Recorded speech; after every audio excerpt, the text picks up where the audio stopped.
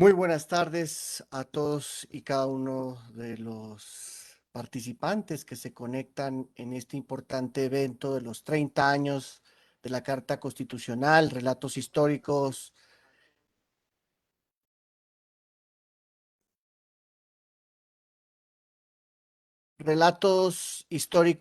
de transformación política y jurídica en Colombia. Este es un evento académico que se desarrolla con el esfuerzo institucional compartido del Banco de la República, de la Universidad de Nariño y de la Universidad Autónoma Latinoamericana.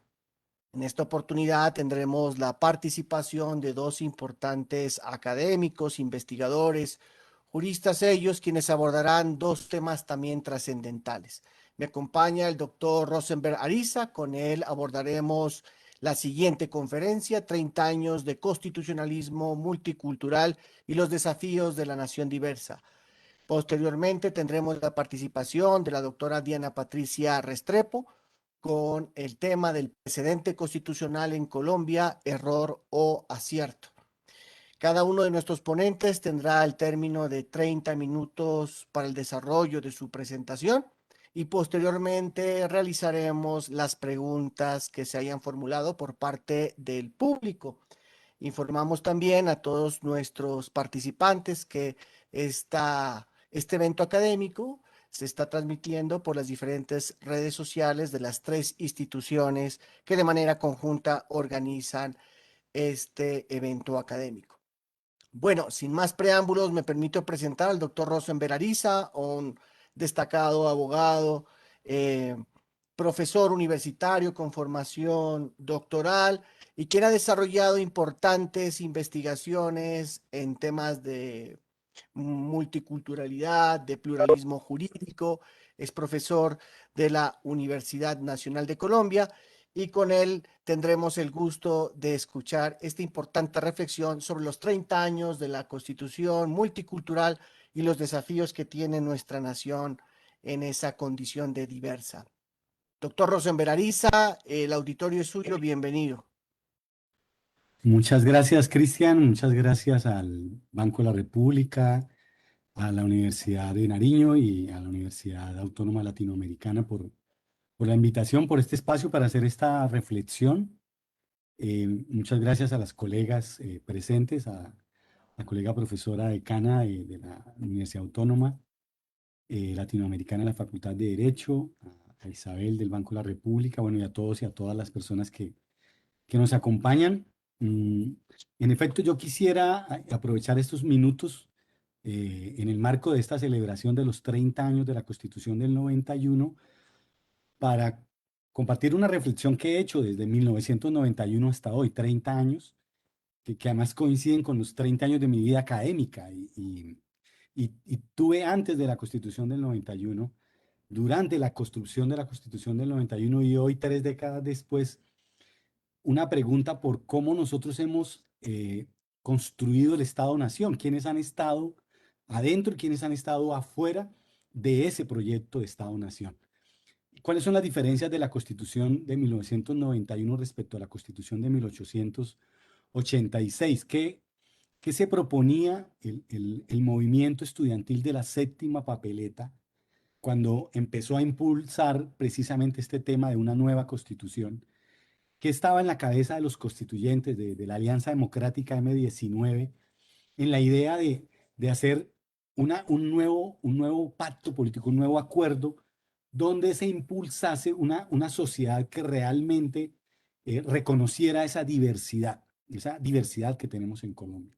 Y los derechos diferenciados y la igualdad como una condición estructural de la vida en comunidad. Entonces, estos tres elementos van a ser elementos preconstituyentes del momento constituyente y es lo que nos va a servir hacer este balance de estos 30 años de multiculturalismo y de alguna manera revisar, que es la convocatoria que tenemos hoy con el Banco de la República, la Universidad Antonio Nariño y la Universidad Autónoma Latinoamericana, de preguntarnos por los desafíos que nos deja la Constitución del 91. ¿Tiene esta Constitución aún elementos para seguir trabajando, aportando en esta idea de impulsar un proyecto de un Estado-nación multicultural. Hoy esta realidad, 30 años después, es una realidad que nos invita a, a mantener esta propuesta. El desafío de esta diversidad que hoy tenemos, que además cada vez es mayor, más amplia, más compleja, encuadra en los mandatos constitucionales, en el pacto político, en el contrato social que hemos definido, o se requiere otro contrato. Tal vez esa es una pregunta subyacente que yo quiero dejar.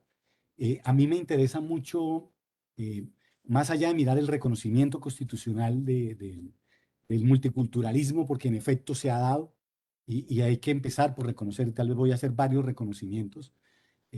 Además que el multiculturalismo parte de una teoría que es la teoría del reconocimiento, y esta teoría del reconocimiento que viene y que abreva en el pensamiento teórico canadiense, bueno, y también de otras latitudes, pero fundamentalmente en algunos teóricos multiculturales canadienses, en el cual los constituyentes, los asesores de la constituyente del 91 se inspiraron para movernos a salir de ese estado que teníamos anterior al 91, un estado, un modelo profundamente monocultural, a avanzar a un modelo pluricultural, multicultural, diverso, incluyente.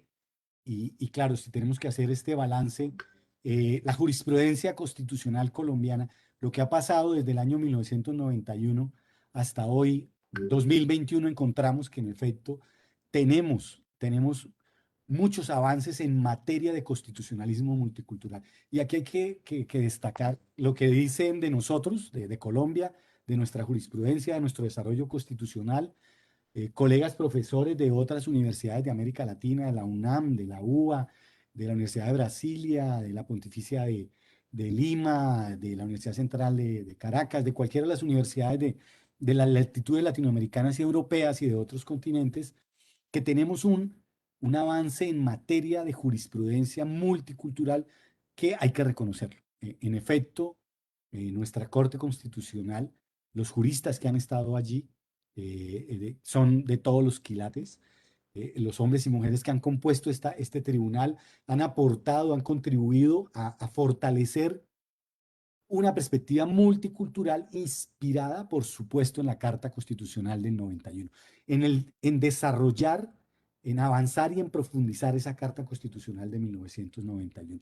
Ese es un segundo reconocimiento que a mí me parece que es muy interesante en el marco del Estado Social de Derecho, que me parece que, que está ahí, planteado desde 1991. Hemos tenido una invitación permanente a la construcción, digamos, de un diálogo, entre las distintas culturas que hay en este país. Hay unas minorías culturales, que fueron ignoradas entre 1886 y 1991, que el modelo constitucional del 86 no los incluyó en el proyecto de Estado-Nación, y eso nos hizo un Estado monocultural, en el cual, digamos, se construye una república monolingüe, monista, en materia jurídica, de un monismo jurídico exacerbado. Estoy hablando de 1886-1991, de monocultural.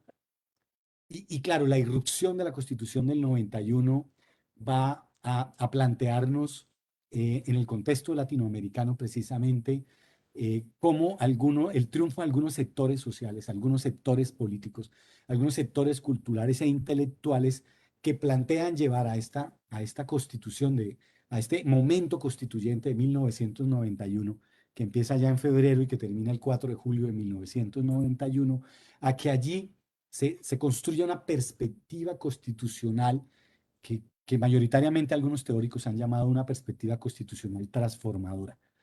Y de allá a acá, pues hay varias corrientes que a mí me parece que son muy interesantes: la del constitucionalismo transformador, la del constitucionalismo aspiracional, la del nuevo constitucionalismo.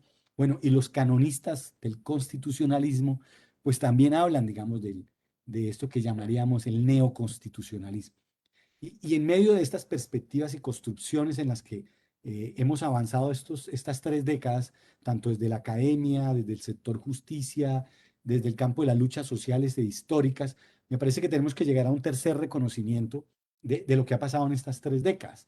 Y es que todo lo que se conquistó en la Constituyente de 1991 y todo lo que la jurisprudencia ha reconocido y ampliado ha sido producto de la lucha histórica, del trabajo de miles de hombres y mujeres que desde distintos movimientos sociales, de distintas organizaciones sociales, han reivindicado, digamos, esta sociedad diversa. Han tomado el artículo 7 de nuestra Carta Constitucional para configurar esta idea de construir una sociedad pluralista. Y cuando digo que hay que hacer un reconocimiento es porque en efecto, digamos, si un imprinting, un sello particular de los estados multiculturales y en particular del estado multicultural colombiano, es precisamente que en 1991 por primera vez se reconoce la existencia de unas minorías, y en este caso unas minorías étnicas, los pueblos indígenas, los pueblos negros, afrocolombianos, raizales, palenqueros y el pueblo run. Este hecho, por supuesto, va a colocar, digamos, un elemento bastante interesante de carácter transformador en la base social, digamos, cómo vamos a lograr integrar a la sociedad mayoritaria estas otras cosmovisiones, estas otras visiones que hay en un contexto cultural como el colombiano. Digamos, ¿qué es esto de la colombianidad? Y en medio de esta colombianidad, ¿qué nos aporta el pueblo negro, el pueblo afrocolombiano, afrodescendiente, raizal, palenquero, el pueblo del Pacífico colombiano, a esta mirada de nación, de un Estado que está construido desde esa diversidad étnica y cómo esto nos ayuda a construir esta identidad de colombianos y colombianas? Eh, y si este proyecto de Estado-Nación en estos 30 años ha avanzado para poder nosotros en este balance decir, la Constitución del 91 contribuyó de manera certera a materializar el proyecto de Estado-Nación, contribuyó de manera certera a materializar el proyecto del Estado Social de Derecho. Ahí hay dos elementos que me parece que son muy, muy importantes también de recordar y de resaltar, y es que eh, cuando se convoca la constituyente, cuando el movimiento estudiantil de la séptima papeleta y cuando finalmente la Corte Suprema de Justicia avala el decreto 1926 que convoca el momento constituyente, estábamos atravesando un momento importante del multiculturalismo a nivel global. Y me parece que hay que insertar ese contexto también, porque Colombia estaba buscando otras posibilidades, Colombia estaba buscando otros horizontes. Algunos autores, por ejemplo, y algunos teóricos, analistas, consideran que el multiculturalismo de esos años 90, esos primeros años 90, que se estaba dando en varias latitudes, era un multiculturalismo de corte liberal que estaba haciendo tránsito a un multiculturalismo de carácter neoliberal. Y entonces el multiculturalismo puede tener un matiz liberal, un matiz neoliberal, incluso podemos hablar de otros multiculturalismos. Y bueno, aquí están algunos autores que por supuesto influyen y siguen influyendo en estas perspectivas, tal vez como Charles Taylor. Él argumentó que la lucha por el reconocimiento de, digamos, es un lugar de encuentro de los diferentes movimientos minoritarios o subalternos y que de alguna forma distintos movimientos tales como el feminismo, el del multiculturalismo, el movimiento por las reivindicaciones de los pueblos indígenas, de los pueblos negros, de los pueblos campesinos, de las minorías LGTBI, etcétera, digamos, todas ellas se enmarcan precisamente en esta idea de un reconocimiento y una lucha por la identidad. Es decir, el multiculturalismo entonces nos abre en estas 3 décadas el camino. En la convocatoria de la Constituyente del 91 nos hablaban del nuevo camino, el camino al nuevo país. Y el camino a ese nuevo país en estas 3 décadas se refleja en que en efecto la Constitución del 91 es una constitución que abrió una lucha por derechos, por múltiples derechos, y que nos dan, sin duda hoy, una, una posibilidad de encontrar cómo mejoró en algunos sectores la inclusión social y cómo algunos sectores subalternizados, digamos, oprimidos, eh, que fueron relegados del proyecto Estado-Nación, se reconocen, se incorporan. No se ha concretado el proyecto de inclusión, no hemos concretado el proyecto de Estado-Nación, pero aún así el multiculturalismo nos da una óptica que nos permite revisar de otra parte cómo el gobierno, a través de sus políticas públicas, ha logrado esas inclusiones o también otras exclusiones, porque han aparecido inclusiones, pero también hay un campo de exclusiones sociales. Tal vez los jóvenes y el estallido, levantamiento popular o paro nacional que llamamos, que han ocurrido en estos últimos meses del 28 de abril hasta hoy, dan cuenta de algunos sectores que finalmente fueron excluidos y tal vez los jóvenes que movilizaron la séptima papeleta, el movimiento estudiantil, la juventud colombiana, después de 27, 28 años, fue relegada del plano central de las políticas públicas y por eso hoy se reclama, se levanta y demanda del Estado una transformación. Y el constitucionalismo transformador creo que coayuda precisamente en que entendamos que estas estructuras de inclusión, exclusión, son estructuras en disputa frente a la política pública, frente al sistema jurídico, frente a las conquistas sociales en la vida institucional, en la vida social, en la protesta, etcétera, que ha llevado a que muchos de los grupos históricamente invisibilizados, negados, en estos 30 años hayan alcanzado un nivel, no de mayoría de edad absoluta, pero sí que hayan logrado alcanzar el reconocimiento de parte o de gran parte de sus derechos. Ahí aparece un gran aporte, no solo institucional, mucho más jurisprudencial, que es una categoría de reconocimiento mundial que hace el constitucionalismo colombiano, que es el sujeto colectivo de derechos. En avanzar en esta perspectiva multicultural, nuestra Corte Constitucional eh, construye esta idea del sujeto colectivo de derechos y este sujeto colectivo de derechos se va a convertir en, en el promotor de una serie de reformas en materia social y política que todavía están empezando, si somos honestos frente a lo que ha pasado, frente a los derechos colectivos de comunidades indígenas, de comunidades campesinas, de comunidades negras y de todas las otras formas de expresión colectiva que existen en este país y que son parte de esta diversidad. Entonces, el multiculturalismo va a empezar a hacer unas exigencias muy fuertes a los estados democráticos liberales. En primer lugar, con una posibilidad de organizar un marco pluralista de diversidades y de intereses en las que muchos que se identifican moralmente de una manera o que se siguen identificando, digamos, en el plano moral de una manera que es producto de esta heterogeneidad cultural que tengamos, precisamente se puedan oponer y otros que no, precisamente luchen por estas reivindicaciones y por estos derechos. Creo que este reconocimiento del multiculturalismo y estas exigencias ha llevado y ha producido profundas tensiones. Entonces, estos derechos, esta lucha por los derechos multiculturales ha avanzado en estos 30 años. Algunas colegas profesoras mexicanas, María Teresa Sierra, Rachel Seider, Magdalena Gómez, Aida, bueno, ellas tienen una categoría que a mí me gusta mucho cuando ellas leen el multiculturalismo en México y en algunos países de América Latina, y ellas dicen, el multiculturalismo en algunos países empezó de cero, avanzó, avanzó y llegó a un techo de 1 a 10, el techo era 4.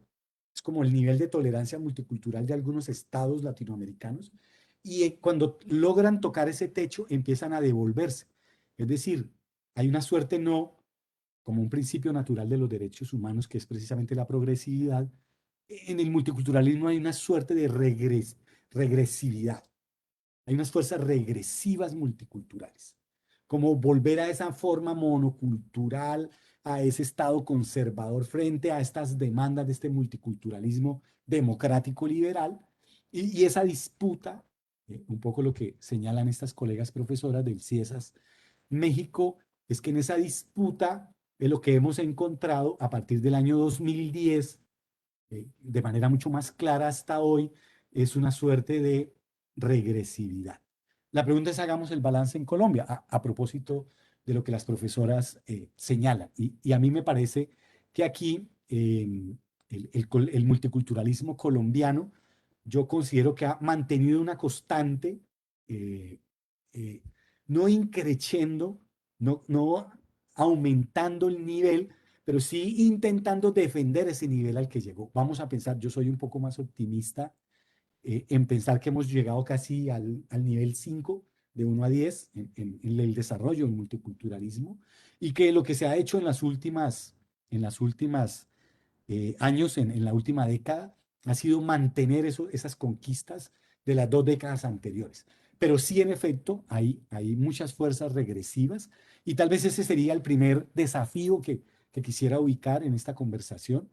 En una república multicultural de derechos humanos, en los que tienen acceso todos los ciudadanos y ciudadanas a la vida democrática, podemos decir que realmente hemos conquistado una igualdad de todos y todas ante la ley.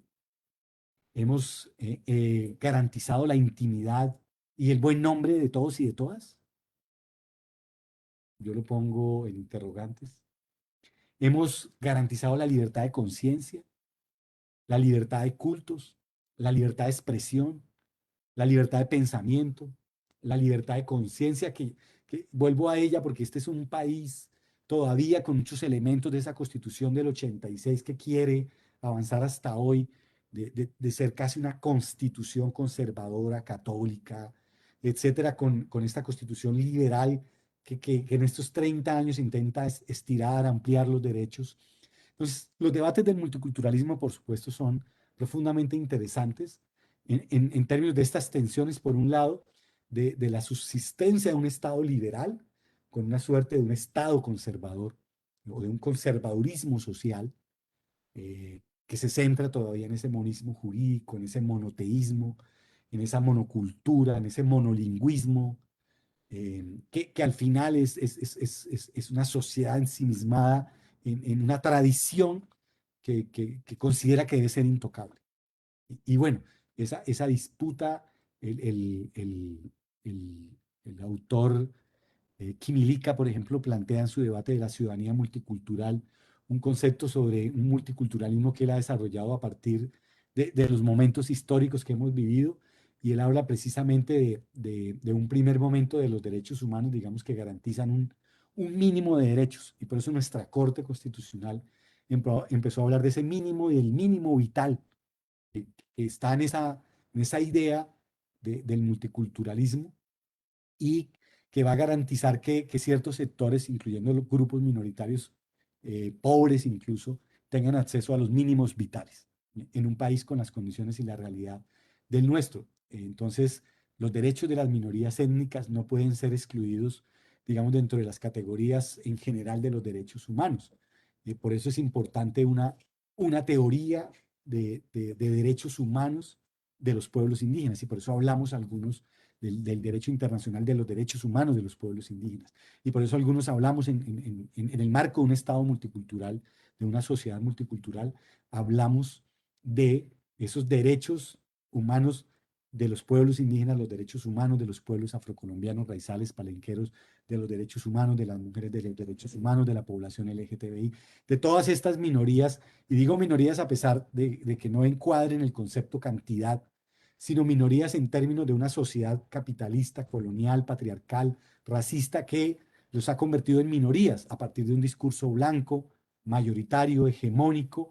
Y entonces, Quimilica, cuando hace este análisis histórico, por ejemplo, recuerdo, él muestra cómo estas formas de integración etnocultural en las democracias liberales siguen siendo un referente específico de cómo construir diversidad cultural.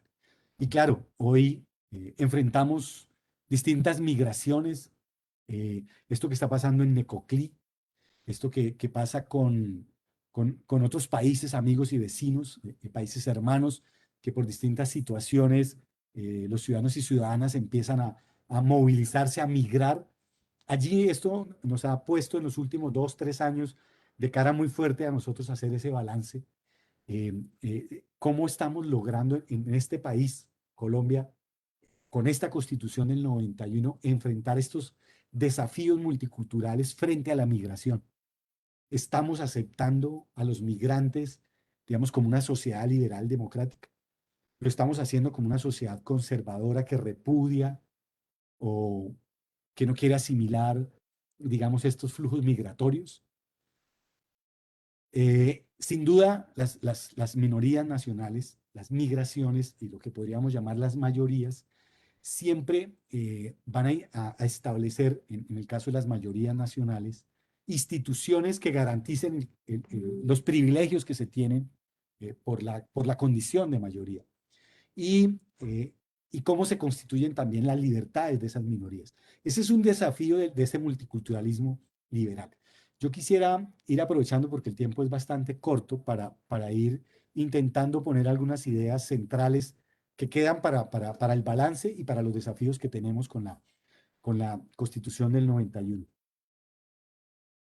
Una de ellas es si en estos 30 años efectivamente logramos que los derechos de las minorías etnonacionales, de nuestras minorías étnicas, eh, lograran ser compatibles realmente con la perspectiva de los modelos multiculturales de reconocimiento a la diversidad.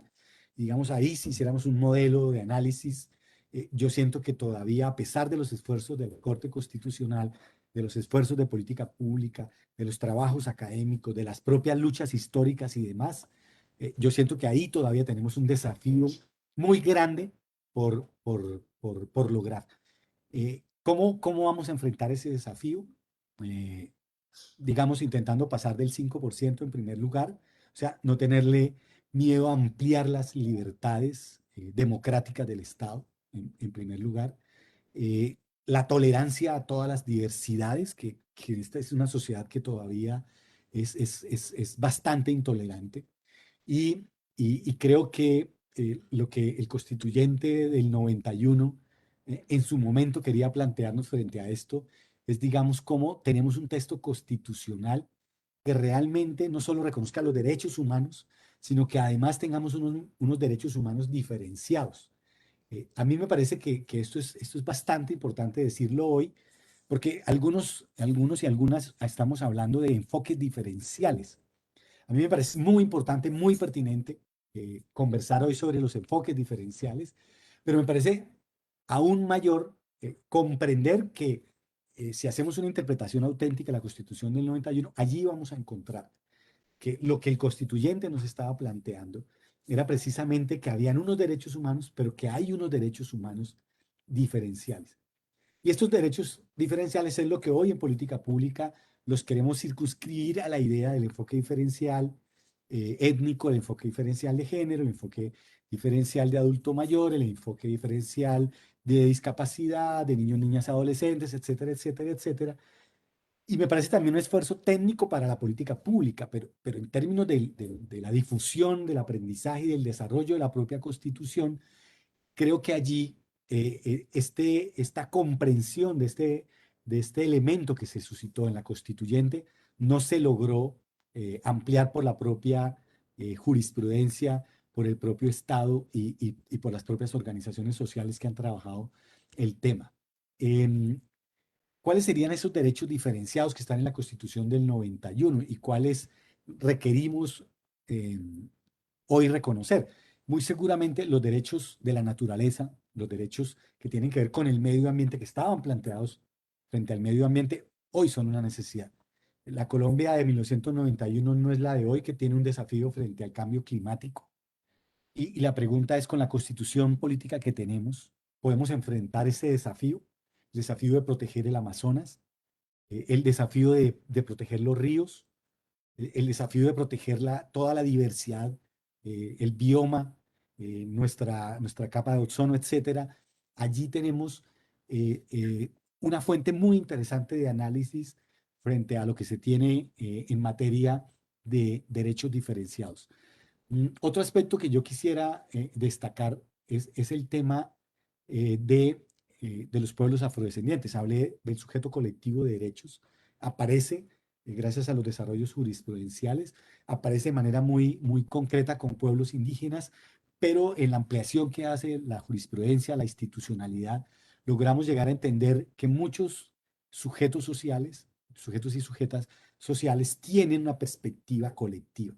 Y entonces encontramos unos derechos diferenciados para sujetos colectivos indígenas, en Colombia tenemos 115 pueblos indígenas, son 115 sujetos colectivos que tienen 115 sistemas jurídicos diferentes, que tienen 115 sistemas religiosos, y eso nos hace precisamente eh, enfrentar unos desafíos ante una sociedad, insisto, que quiere mantener una idea monocultural frente a distintos temas.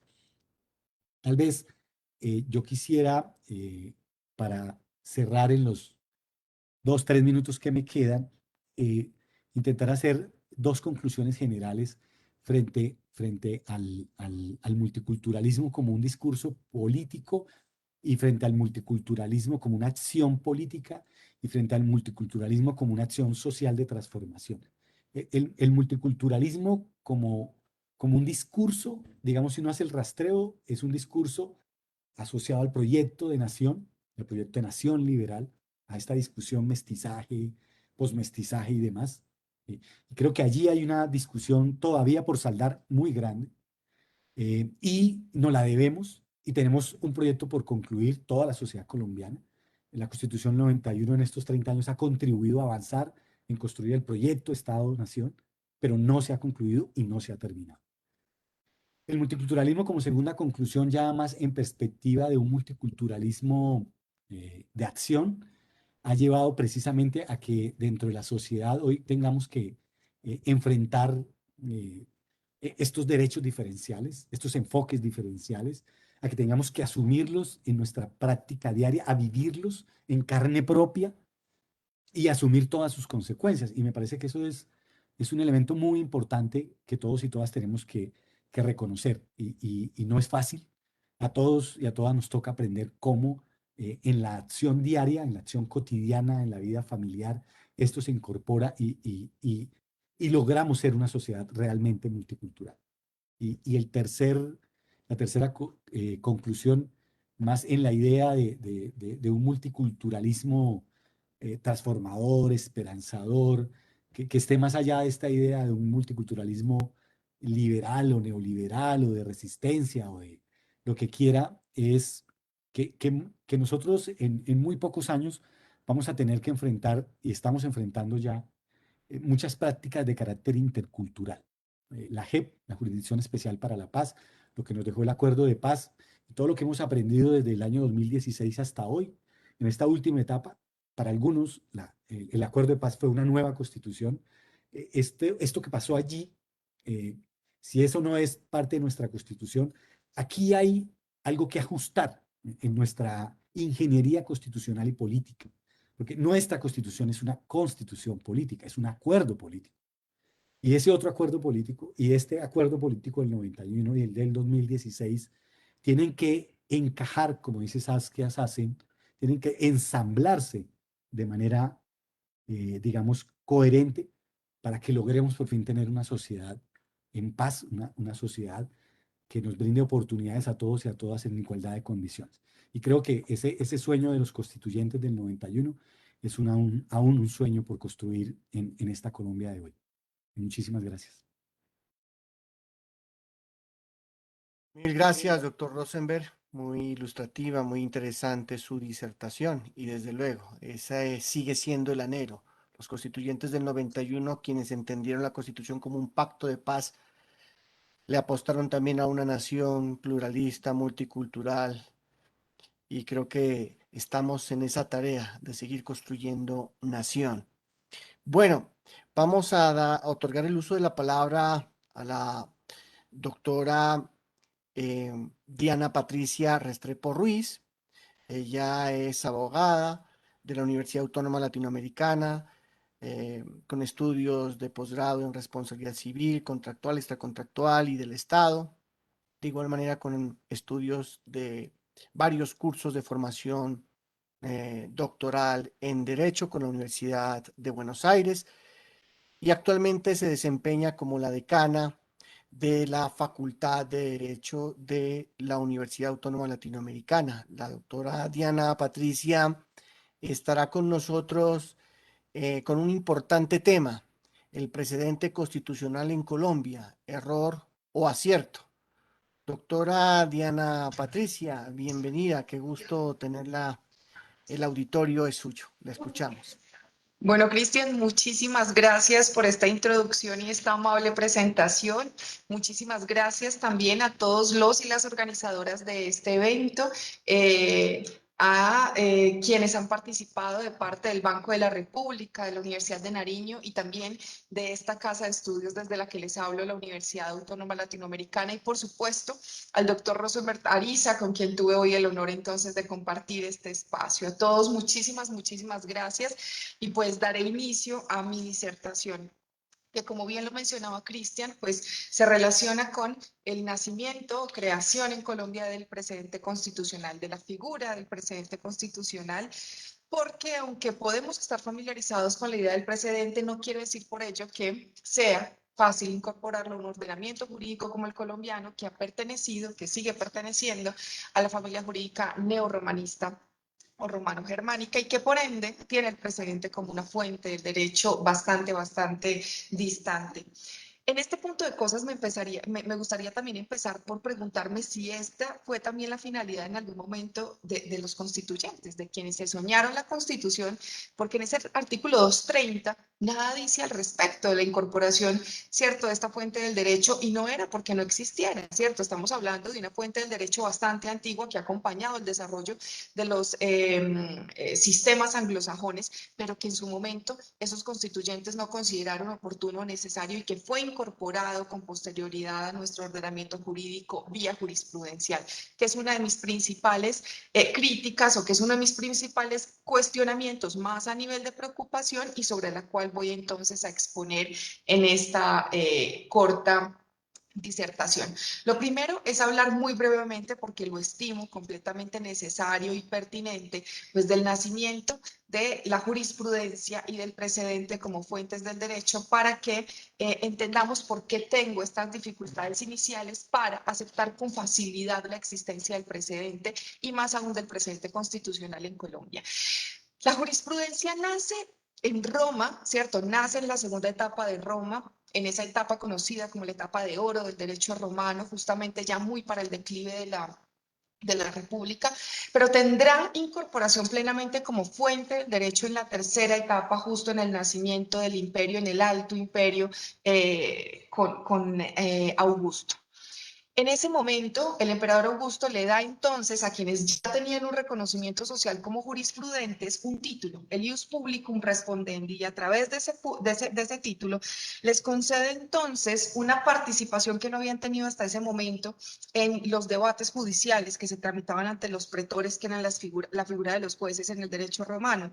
Y es precisamente que cuando se enfrentaban dos prudentes, o las teorías, ¿cierto?, de dos prudentes en un determinado asunto jurídico, si había uno de los dos que tenía ese título otorgado por el emperador, el ius publicum respondendi, pues el pretor estaba obligado a convalidar esa interpretación del derecho. Y ahí vemos nacer entonces esta figura de la jurisprudencia, que se irá transformando y llega hasta nuestros días en los sistemas jurídicos que pertenecemos o que participamos de las lógicas del derecho romano, obviamente neorromanista o romano-germánico, con todas estas transformaciones luego de 2700 años, como un precedente que ya está expedido es por un órgano que tiene la potestad de expedir. Listo. Y en el caso particular de Colombia, los tribunales de cierre, o sea, las altas cortes. Listo. Entonces decimos ahí jurisprudencia, o se emite jurisprudencia por parte de Corte Constitucional, Corte Suprema de Justicia, Consejo de Estado. El precedente judicial, en cambio, nacerá ligado al sistema jurídico anglosajón, al sistema jurídico inglés. Recordemos entonces que Inglaterra va a tener un desarrollo histórico y también jurídico diferenciado por múltiples motivos históricos, de los que infortunadamente no podemos ahorita acá entrar en detalle, pero sí es muy importante señalar que nace por allá para finales de 1200 de nuestra era, y nace precisamente como una respuesta histórica también a una situación o a una serie de situaciones que se estaban presentando en la Inglaterra de ese momento, entre ellas una derivada de la firma de la Carta Magna en 1215, ese documento que para todos en el derecho es tan importante y es un referente, pero dentro de esa Carta Magna una de las cosas que se firma es precisamente la imposibilidad de la expedición de nuevas órdenes judiciales del rey para que fueran atendidas en los tribunales reales. Y esto estaba dejando al rey sin el ejercicio de la comunicación directa de la administración de justicia en las cortes señoriales y demás. Entonces, como una estrategia para comunicar que los tribunales del rey seguían operando, se publican los anuarios o yearbooks, y estos anuarios, por emulación, por imitación, esos fallos, ¿cierto?, que contenían estos anuarios, empiezan a ser citados constantemente en los fallos de los señores feudales en sus respectivas cortes señoriales. Y este es el nacimiento histórico del precedente judicial, de citar para resolver un caso, utilizar la forma como otros jueces antes han resuelto un caso similar. Entonces vamos empezando a notar y podríamos detenernos en el detalle histórico de las consecuencias y demás, cómo jurisprudencia y precedente han caminado históricamente caminos completamente distintos y han hecho parte de sistemas y de familias jurídicas que han tenido formas de leer el derecho y de crear el derecho completamente distintas. Y es que el rey en Inglaterra no es que no pudiese crear la ley, también como rey, como monarca absoluto, tenía la potestad legislativa en un primer momento, pero por otras ocupaciones y por la forma particular como se creó su propia historia, pues ellos se concentraron más en otros asuntos y delegaron esa posibilidad de administrar justicia a cada señor feudal y a cada juez de las cortes del condado conforme en la costumbre. Y por eso nos da la percepción de que es un sistema consuetudinario, lo que también es un grave error, fue un sistema consuetudinario, pero muy rápidamente se convierte en un sistema de precedentes judiciales. En tanto que para el derecho romano, en esa última etapa en el imperio, se va arreglando tanto el asunto, se va convirtiendo tan rígido, ¿cierto?, que la idea de las constituciones imperiales, de las jurisprudencias y de los edictos de los magistrados, que eran las fuentes oficiales en esa última etapa del derecho romano, cuando se empiezan a codificar en ese primer ejercicio que hizo Adriano, muy posiblemente simplemente por querer organizar todo el derecho vigente para la época y no por quererlo hacer rígido, pero que termina teniendo este infortunado efecto, pues vamos viendo que transitan por caminos distintos y se nos va generando entonces una lógica de las fuentes del derecho. En ese sentido, para los sistemas neorromanistas o romano-germánicos, por tradición, la fuente del derecho, por excelencia, es la ley. ¿Listo? La ley entendida como aquella que produce el órgano que puede producir la ley, en el caso colombiano, el Congreso de la República. Y bueno, o ley en sentido amplio, constitución, ley, decretos, ¿cierto? Ordenanzas, acuerdos, y lo bajamos hasta la escala de lo municipal. En tanto que el precedente va a ser entonces la principal fuente del derecho de los sistemas anglosajones, aquellos que en algún momento determinado fueron colonia inglesa y demás, y que van a considerar que el derecho nace del decir de los jueces, de la forma como los jueces responden o resuelven los casos. Así vamos a transitar, ¿cierto?, por varios siglos, y de esa manera Colombia va a montar también su sistema jurídico. ¿Listo? Recordemos que nos viene entonces del sistema español, quienes habían sido a su vez provincia romana y demás, y esta es una historia normativa y de entender el derecho que nos viene, y por eso para nosotros la enseñanza del derecho romano sigue siendo tan importante y demás, porque nos explica la lógica de las fuentes del derecho y el nacimiento de las instituciones jurídicas más importantes que siguen vigentes en nuestros ordenamientos. Y no quiero decir con esto que esté mal incorporar figuras de derecho extranjero que puedan ayudarnos a sobrellevar situaciones jurídicas complicadas, pues esa es una de las principales tareas del derecho comparado, y enhorabuena por la existencia del derecho comparado que nos permite hacer estos ejercicios juiciosos, además de responsables. Mi preocupación es porque entonces, cuando leemos atentamente el artículo 230 de la Constitución Política de Colombia y entonces entendemos cuál fue el interés de nuestro constituyente en ese momento, nos damos cuenta que nos dicen, abro comillas, los jueces en sus providencias solo están sometidos al imperio de la ley. La equidad, la jurisprudencia, los principios generales del derecho y la doctrina son criterios auxiliares de la actividad judicial. Cierro comillas. Por ningún lado se menciona el precedente y la jurisprudencia sigue teniendo la condición de ser jurisprudencia. Esto es una fuente auxiliar, una fuente supletoria que utilizamos para llenar de contenido la ley o que utilizamos allí donde la ley no alcanza, no llega o no existe. Esto obviamente deviene también de una serie de acontecimientos históricos. Encontramos básicamente las mismas reflexiones o los mismos enunciados en la Ley 153 de 1887. Entonces vamos viendo cómo ese recorrido normativo de Colombia ha sido coherente, ¿cierto? La Constitución en ese sentido, la Constitución del 91, no se inventó una nueva fuente, sino que simplemente elevó a la categoría constitucional las fuentes que históricamente ya traíamos en Colombia. Se pregunta uno entonces, ¿por qué llega a Colombia la idea del precedente?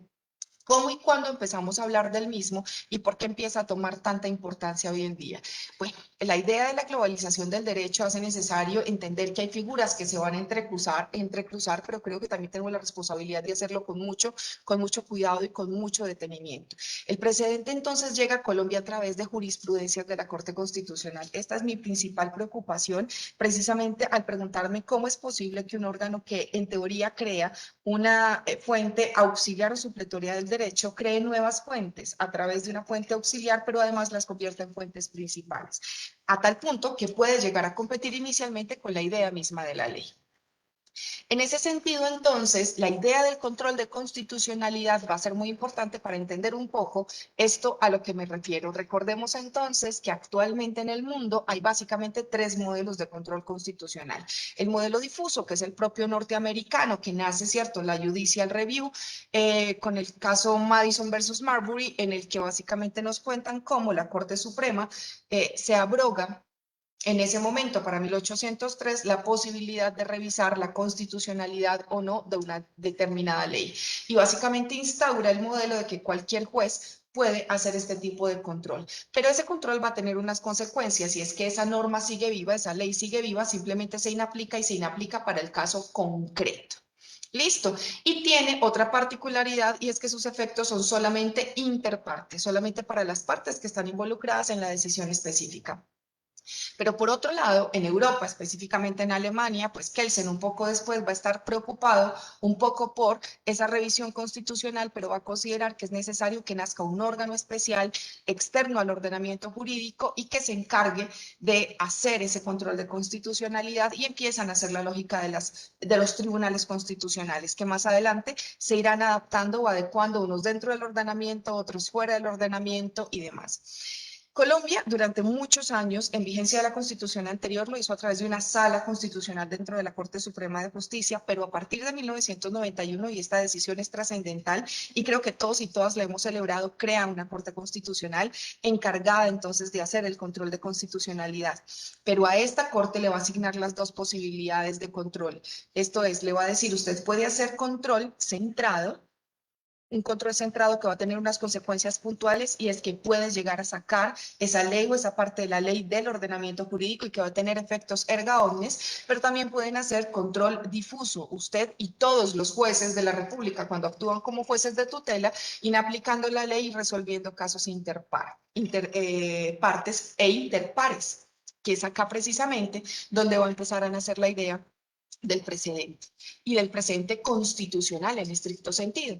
Porque entonces cuando un juez de la República resuelve una tutela aplicando criterios constitucionales determinados y diciendo acá se tiene que convalidar y reconocer este derecho, pues es también un principio y una expectativa legítima de los ciudadanos y las ciudadanas de Colombia que se les aplique no solo la misma ley, sino la misma interpretación que lleva al reconocimiento o a la garantía plena de ese determinado derecho.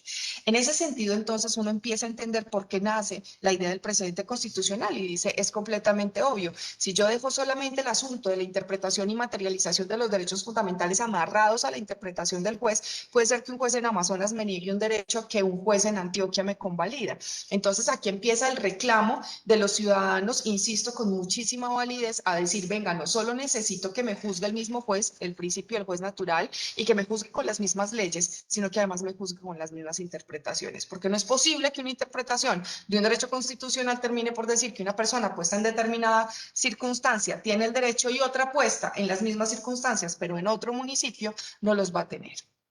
Ese tipo de planteamientos, ese tipo de circunstancias, insisto, hace que uno diga, claro, se necesitaba también la idea del precedente, pero esto tiene consecuencias además que pueden poner en riesgo o en vilo partes del ordenamiento jurídico sobre las cuales no estamos encontrando respuestas muy a tiempo y que son básicamente la preocupación que quería expresarles en esta disertación. Desde la sentencia C-104 del 93, empezamos a notar entonces este interés de la Corte por la materialización del precedente. Ellos dicen entonces en esta sentencia que tiene diferente fuerza jurídica por disposición de la misma Constitución, la jurisprudencia constitucional y el resto de la jurisprudencia en el país, y que es indispensable para el normal funcionamiento del sistema jurídico jerárquico y único el establecimiento de mecanismos que permitan conferirle una uniformidad a la jurisprudencia.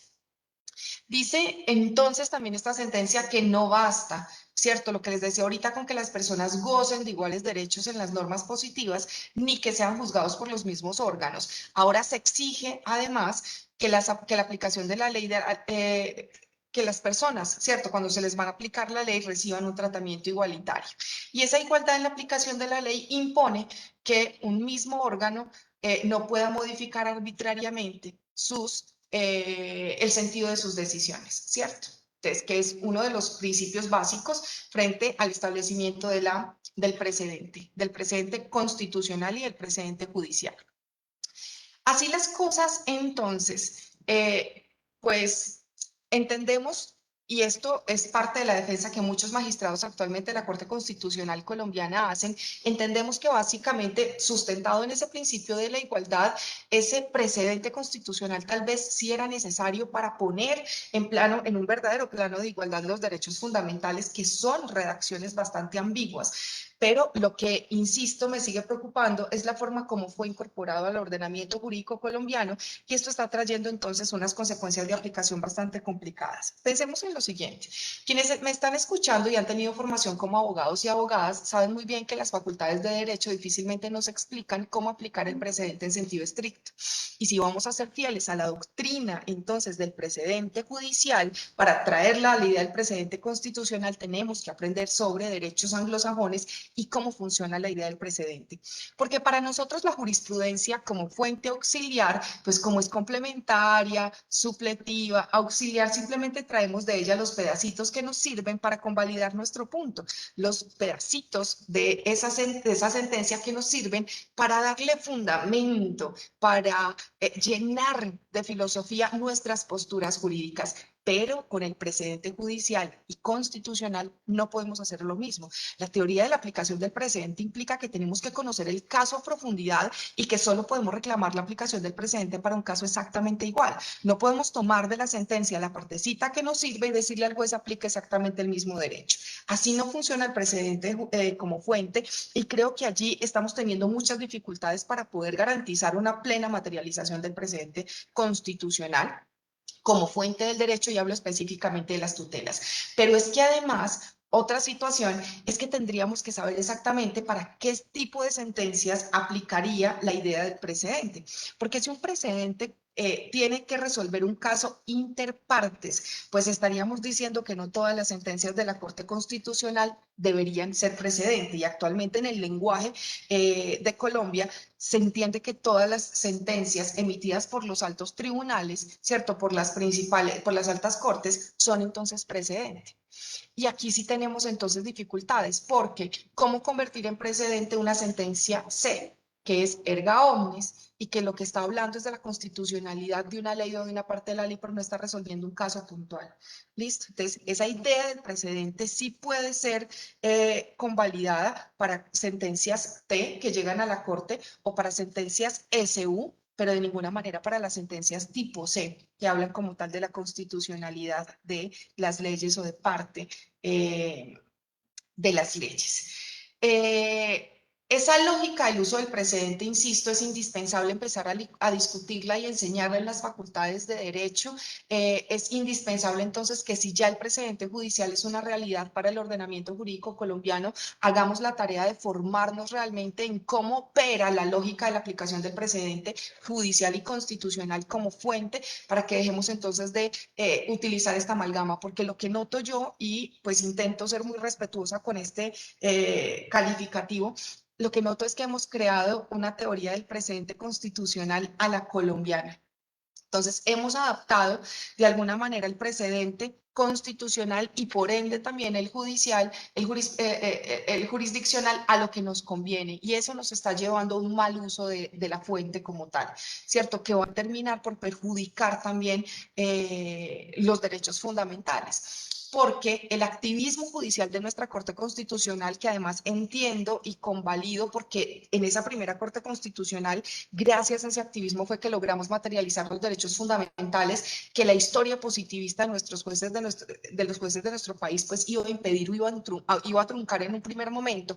Ese activismo judicial a hoy empieza a representar un peligro, porque es que ya llevamos 30 años y a 30 años ya no tendríamos por qué tener una corte tan activa en ese sentido, sino sistemas mucho más armonizados, muchas más leyes de armonización de este tipo de circunstancias, porque incluso si nos comparamos con otros ordenamientos jurídicos, el activismo judicial se ve como algo negativo, no como algo positivo como empezó a ser parte de la cultura colombiana. El activismo judicial representa que hay otros poderes que no están actuando o que hay una fuerza tan grande en uno solo de los entes de control que puede entonces hacer ese activismo de esa manera. Entonces creo que allí también como colombianos tenemos que volver la mirada sobre este órgano, que es un órgano que nos ha garantizado la materialización de los derechos fundamentales, pero que sigue siendo un órgano contramayoritario, que sigue siendo un órgano que tiene unas formas de elección que no son democráticas y que en última son quienes terminan determinando qué es y qué no es constitucional en el país, y sobre eso tendríamos que tener también límites,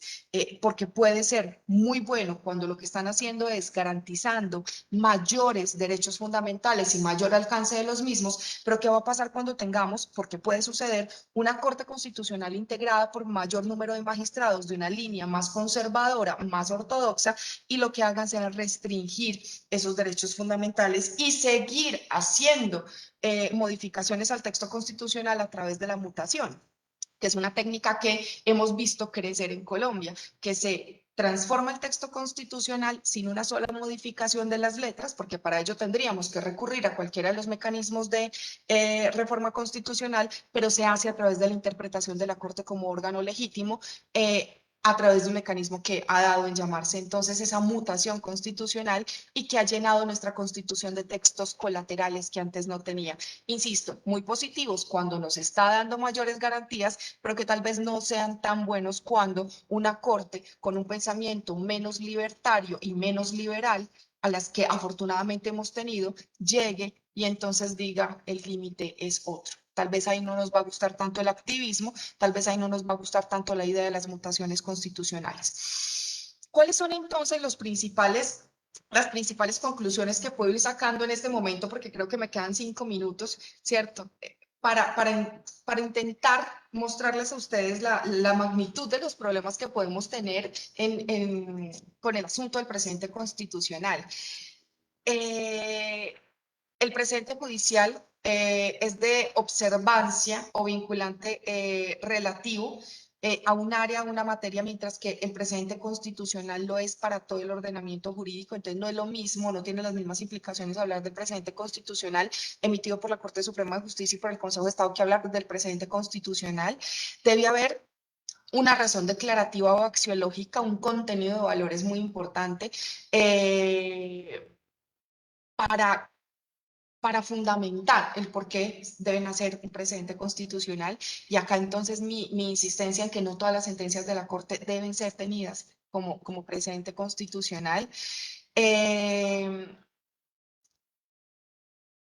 No todas las sentencias de la Corte Constitucional, o sea, no solo la Corte Constitucional colombiana está creando precedentes constitucionales, porque la Constitución del 91 le entregó al Consejo de Estado, por ejemplo, la tarea del control de constitucionalidad sobre aquellas normas que no le corresponden por mandato a la misma Corte Constitucional, como es el caso de los decretos reglamentarios. Esto entonces genera conflictos y puede generar choques de trenes. Es lo que pasa con las acciones de nulidad con efecto retroactivo, de las que son competentes los tribunales administrativos para las ordenanzas departamentales y los jueces administrativos para los acuerdos municipales, de manera que el control centrado termina por no estar en la Corte Constitucional, sino en el Consejo de Estado. Esto se evidencia además con las acciones constitucionales, pues la Corte Constitucional solo conoce el estricto sentido de la acción de tutela. Del habeas corpus conocen los jueces, sin una doctrina constitucional que les ayude. De las acciones populares conocen los jueces civiles, de las acciones de grupo los jueces administrativos, por lo que entonces estarían en cabeza de la jurisdicción ordinaria y ellos estarían haciendo entonces creación de precedentes constitucionales. Es una pregunta que me hago y que creo que es indispensable que sigamos discutiendo. En la sentencia constitucional se concreta el poder jurisdiccional del Estado porque tiene precisamente efectos erga omnes y tiene por fin proteger el ordenamiento jurídico. Entonces estamos hablando precisamente de una fuente del derecho que tiene un alcance absolutamente nacional, que escapa a lo estrictamente erga omnes y que necesita nuestra atención urgente, que necesita nuestra mirada urgente. El precedente hoy es una verdadera fuente del derecho en Colombia. Ya lo hemos visto en varias sentencias, la Corte Constitucional ha reiterado que lo es y que existe. Y cuando esto sucede, nuestros jueces, ¿cierto?, crean entonces a través de la sentencia realidades. Esas realidades están necesariamente concatenadas con la Constitución. Ese poder que antes tenía solamente la Corte Constitucional, entonces está en cabeza ahora de cada uno de los jueces cuando resuelven, por ejemplo, acciones de tutela y a través del precedente sostienen una determinada mirada del mundo, porque recordemos que los fallos de los jueces son performativos, crean realidades. El lenguaje crea realidades y la mejor forma de entender esto es a través del fallo de un juez. Entonces, estos jueces de tutela ya no solamente están resolviendo casos de interés constitucional, sino que están ratificando una forma de constitución, ¿cierto? Están a través del uso del precedente constitucional como fuente, están sosteniendo una forma de ver la Constitución creada por la Corte Constitucional en este caso. Lo que les decía ahorita, siempre el caso, siempre se tiene que estar vinculado al caso de origen, por lo que si queremos aplicar ese determinado precedente es indispensable conocer los detalles, las minucias del caso que de origen y no podría aplicarse a casos distintos. Aquí no aplica la analogía, aquí el caso tiene que ser exactamente igual para aplicar exactamente la misma lógica de interpretación de los jueces, incluso de los jueces de tutela, cuando estarían entonces dando respuesta a los casos estrictamente constitucionales. Esto implica conocer no solo las reglas llamada precedente, sino el caso que da origen para saber cuándo aplicarse. Esto implica entonces que las facultades de derecho tenemos que empezar a prepararnos a estudiar también precedentes judiciales de la manera como se estudiarían en los sistemas anglosajones, para que nuestros y nuestras estudiantes a la hora de salir a litigar conozcan muy bien todas esas líneas ya de precedentes y los casos específicos o puntuales con sus detalles, con todos los asuntos que puedan ser diferenciadores. A diferencia de la ley, que toma vida propia, con el paso del tiempo, el precedente está atado a un cordón umbilical, que es el caso origen, por lo que si cambia la sociedad, habría que cambiar el precedente, pero eso solo lo podrían hacer los tribunales de cierre. En el caso de Colombia, la Corte Constitucional. De ninguna manera un juez podría apartarse de ese precedente constitucional como lo hace actualmente de la jurisprudencia, porque apartarse de un precedente constitucional genera inestabilidad jurídica. Entonces, aquí vemos otra consecuencia que no hemos medido, que no hemos contemplado y que va a tener muchísimos efectos a futuro para nuestro ordenamiento jurídico. Hemos creado entonces, como les decía ahorita, un precedente a la colombiana que ha venido adoptando la técnica inglesa, pero sin comprender la estructura y el funcionamiento de la fuente como tal, y nos va a generar muchísimas dificultades. si bien es cierto que el presidente busca que la justicia se administre de forma coherente e igualitaria, lo busca a través de una serie de reglas y una de ellas precisamente es la doctrina del estar decisis, que es el estar a lo decidido, es lo que para los sistemas neorromanistas que tenemos como principal fuente la ley sería el principio de legalidad. Eso quiere decir que, insisto, solo un órgano de cierre, en este caso la Corte Constitucional, podría variar ese precedente constitucional y esto podría ser bastante demorado con las técnicas actuales para poder hacer la devolución y las transformaciones en los casos que se requieren con urgencia, porque ya no sería un acto de disposición del juez de base que está resolviendo como tal el caso puntual. Y para concluir, entonces, si el precedente constitucional ya es una realidad en Colombia, considero urgente identificar qué sentencias son y cuáles no precedente constitucional. Las sentencias deben dejar de ser espacios para doctrinar. No es posible aplicar las lógicas del precedente constitucional en sentencias de 570 páginas, como las que suele emitir con alguna frecuencia nuestra Corte Constitucional. Deben ser concretas, deben ser puntuales para poder ubicar ese obiter dictum, que es la parte filosofal, esa ratio decidendi, que es lo que vincula como tal de la sentencia, y saber exactamente qué es lo que le voy a pedir al juez que aplique en el caso de que esté exigiendo la aplicación de un precedente constitucional.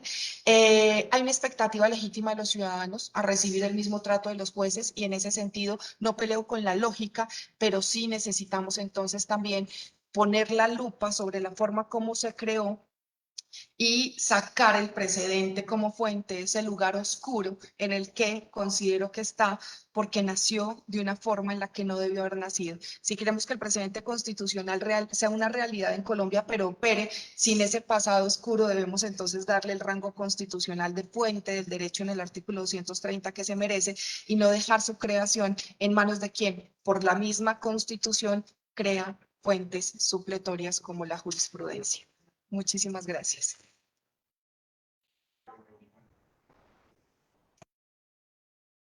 Mil gracias, doctora Diana Patricia. Muy interesante la intervención sobre el tema del precedente constitucional, esta discusión que se suscita desde nuestro sistema de fuentes, el civil law, el common law, y obviamente lo que trajo el artículo 230 constitucional.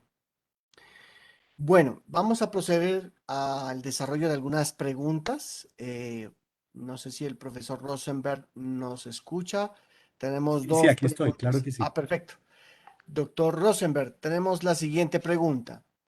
Algunas corrientes críticas entienden el multiculturalismo como una versión esterilizada del asimilacionismo. ¿Por qué sigues encontrando una unidad de nación donde los asimilados incluidos son inferiores de nuevo? ¿Cuál es su posición al respecto? ¿Cómo contener la regresión del multiculturalismo neoliberal? Gracias, Cristian. Muy buena pregunta. Realmente creo que resume un poco la ponencia. Eh, bueno, yo tendría que decir que yo no es que comparta esta idea de unidad del multiculturalismo neoliberal y cómo lo ha hecho. Yo aprovecharía aquí como para aclarar dos cosas. La primera es que efectivamente el multiculturalismo puede celebrar el multiculturalismo, el pluralismo cultural, pero digamos no efectúa los cambios duraderos para que los integrantes del grupo culturalmente oprimido, digamos, puedan encontrarse profundamente reconocidos en el Estado. ¿Esto por qué ocurre? Digamos, en términos de estructura en el modelo del Estado multicultural. La distinción, esta es una categoría, bueno, ahí que Bourdieu y otros han trabajado de manera muy interesante. La distinción en el multiculturalismo se traza directamente sobre la diferencia entre proyectos desde arriba y proyectos que se hacen desde abajo. ¿Cuáles son esos proyectos desde arriba? Son los que refuerzan expresiones esencialistas y limitadas de identidad grupal, y es lo que sabe hacer el Estado liberal y mejor ha perfeccionado el Estado neoliberal. ¿Y cuáles son estos proyectos o iniciativas desde abajo? Proyectos desde abajo están asociados a los términos claves, digamos, de la política progresista, de la identidad, tales como heterogeneidad, hibridez, etcétera. Entonces, el proyecto cultural neoliberal me parece a mí que consiste en domesticar y redirigir la abundante energía política que tiene y que muestra el activismo de los derechos culturales en vez de oponerse directamente a él. La diferencia entonces entre el Estado liberal y la discusión con el multiculturalismo y las demandas, reivindicaciones y luchas de derechos con el Estado neoliberal es precisamente que el Estado neoliberal no se pone a pelear con ellos, sino que redirige y va redistribuyendo. Entonces, por eso dábamos el ejemplo de los jóvenes. ¿Qué pasó con los jóvenes? Pues este año vamos a tener políticas para personas adultas, pero no le vamos a tener inversión en jóvenes. El próximo año vamos a tener inversión en niñez, pero no vamos a tener inversión en jóvenes. Entonces dejamos de priorizar jóvenes, pero si las demandas de los jóvenes arrancan, pelean, entonces hagamos elección de consejos de juventud. Y digamos, y ahí las políticas de multiculturales del neoliberalismo juega con los actores, juega con los conflictos y digamos, y de alguna manera logra esa armonía. ¿Esto en qué contribuye entonces a la construcción del proyecto de Estado-Nación? Si siempre los asimilados y si siempre los subordinados van a estar subordinados y asimilados. Creo que ese es el punto más interesante de la pregunta. Claro, esta pregunta tiene muchos elementos. Yo la contestaría desde los límites que tiene, digamos, el propio multiculturalismo. Y una es que es el propio Estado. O sea, el Estado es y sigue siendo digamos, un árbitro imparcial del conflicto entre derechos culturales de un grupo oprimido y los grupos hegemónicos, pero en esta disputa, lo que yo pienso del Estado multicultural neoliberal y el Estado multicultural liberal es qué tanto toman partido por el grupo hegemónico.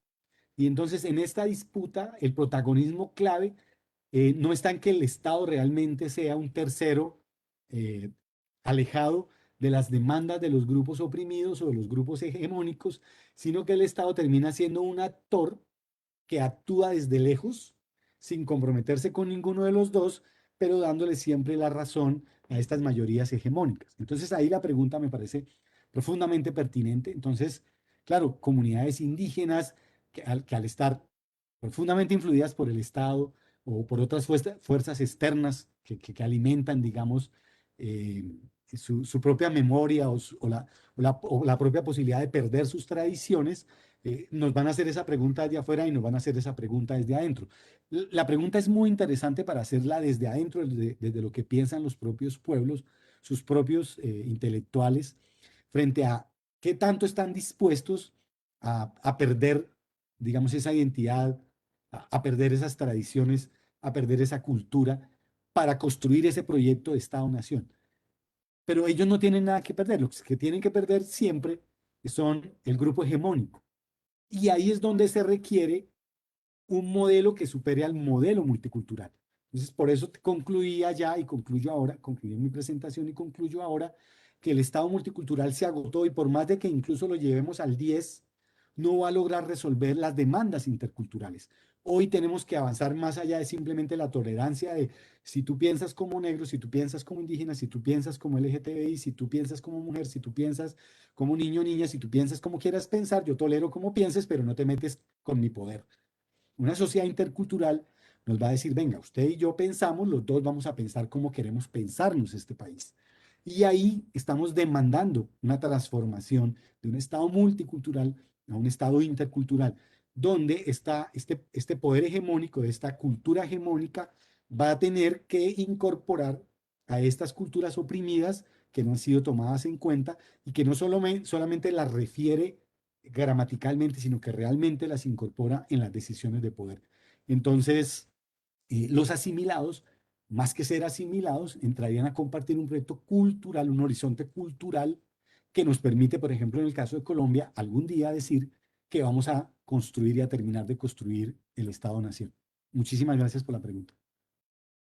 Doctor Rosenberg, la Constitución de Montecristi del Ecuador del año 2008, como la Constitución de Bolivia también de ese mismo año, le apostaron por unas sociedades pluralistas. La Constitución de Bolivia habla de la plurinacionalidad.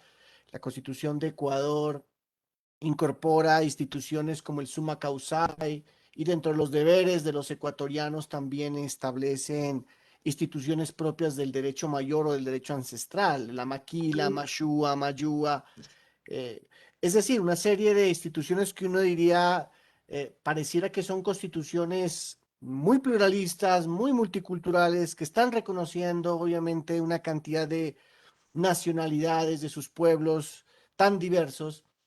¿Cómo ha podido influenciar este constitucionalismo andino, este constitucionalismo suramericano, especialmente este constitucionalismo andino, en el desarrollo también del proceso multicultural y diverso en Colombia? ¿Cuál es esa lectura o ese análisis que usted puede hacer frente a esta ola del constitucionalismo latinoamericano que fue incorporando este tipo de figuras, instituciones, y cómo de verdad esto ha contribuido en el constitucionalismo colombiano?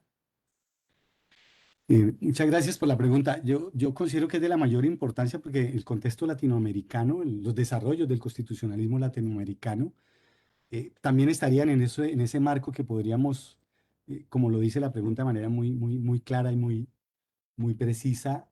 Yo creo que tenemos tres constitucionalismos. O sea, sigue intentando existir una hegemonía de lo que se denomina el neoconstitucionalismo y los canonistas constitucionales conservadores que beben del constitucionalismo clásico liberal europeo, que tienen como fuente Francia, Inglaterra y Estados Unidos, que como estudio histórico es muy importante. Está un segundo constitucionalismo, que es este nuevo constitucionalismo latinoamericano, que es un constitucionalismo de una vertiente mucho más democrática, nacida en el seno, digamos, de demandas populares, sociales, desde abajo, desde los movimientos sociales, desde las minorías, etcétera, que ha llevado a suscitar una constitución como la de Ecuador, como la de Bolivia, y que nos llena de esperanza con lo que pueda pasar en Chile, con lo que empezó el 4 de julio, precisamente para decir que es una fecha coincidente con Colombia. El 4 de julio Chile instala un nuevo proceso constituyente, un congreso constituyente presidido por una mujer indígena, de una mayoría de mujeres en este Congreso Constituyente, pero dos con una representación indígena y que tiene como aspiración en estos 12 meses hasta el 4 de julio del 2022 de hacer una constitución pluralista, feminista e incluyente. El gran desafío hoy lo tenemos en Chile. Y en estos 12 meses ya van a completar, ya completaron el primer mes y 2 días. Los debates que se están haciendo allí están haciendo una cosa que me parece muy interesante, que yo diría para responder la pregunta que no ha hecho Colombia. Colombia se ha mantenido en su constitucionalismo multicultural y de ahí no se sale. Colombia lleva a todos los otros países su constitucionalismo axiológico, lo vende como un modelo perfecto y no quiere que se le cuestione su constitucionalismo. Algunos países son receptores de ese viaje jurídico, algunos lo toman completamente, lo incorporan sin cuestionarlo, lo cual está muy mal para Colombia y está muy mal para el país receptor, que Colombia lo envíe sin decir cuáles son las fallas y otros que lo reciban pensando que es el mejor modelo, digamos, en ese viaje del cual varios autores hablan, como Diego López, como el propio Andrés Abel Rodríguez y otros profesores que se han dedicado a estudiar muy concretamente qué pasa con este constitucionalismo que va y viene, pero y esto me haría posibilidad de hablar de un tercer constitucionalismo, que no es el neoconstitucionalismo, este clásico o el nuevo constitucionalismo latinoamericano, sino esto que algunos llamamos o llaman constitucionalismo democrático popular. ¿Es cuál?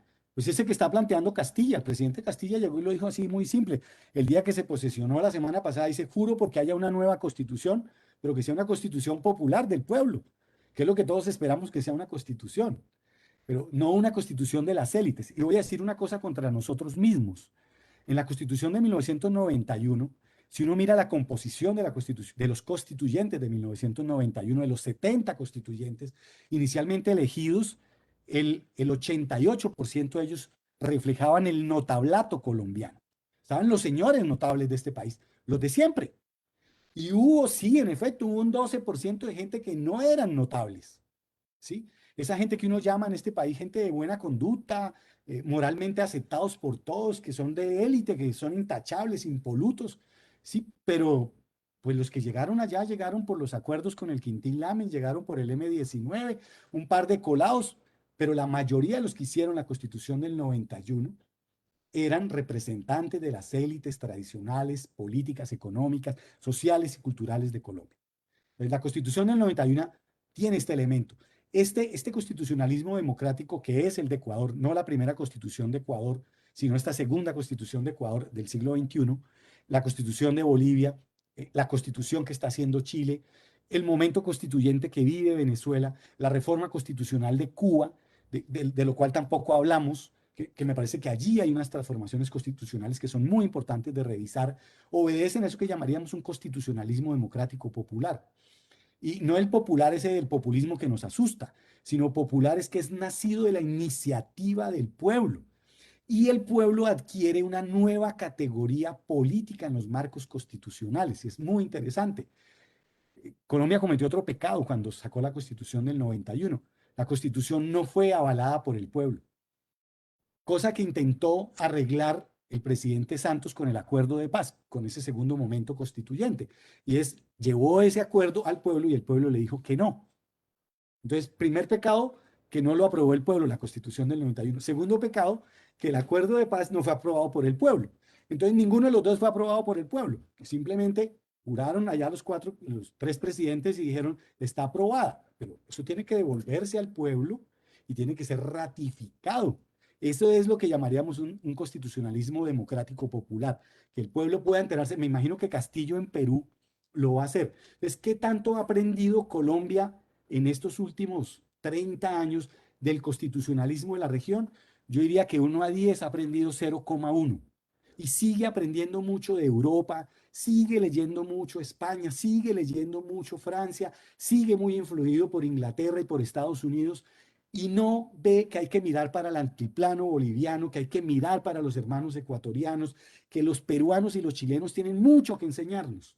Entonces, me parece que sigue habiendo una suerte de eurocentrismo en la perspectiva teórica constitucional. Yo llamaría una suerte de arribismo constitucional colonial que impide mirar que podríamos hacer un diálogo jurídico mucho más interesante, mucho más horizontal y sobre todo mucho más transformador si dialogáramos las Cortes Constitucionales de Bolivia y Colombia, la Corte Constitucional de Colombia con la de Perú, con todas sus dificultades y limitaciones, con la de Ecuador. Allí hay muchos más elementos que entender con México, con Panamá, con Costa Rica, que sí me permiten, con Francia, con Alemania, con Inglaterra, que realmente, pues culturalmente y políticamente son otras sociedades que están no distantes, sino que no están dentro de las búsquedas y perspectivas teórico-constitucionales que nosotros tenemos.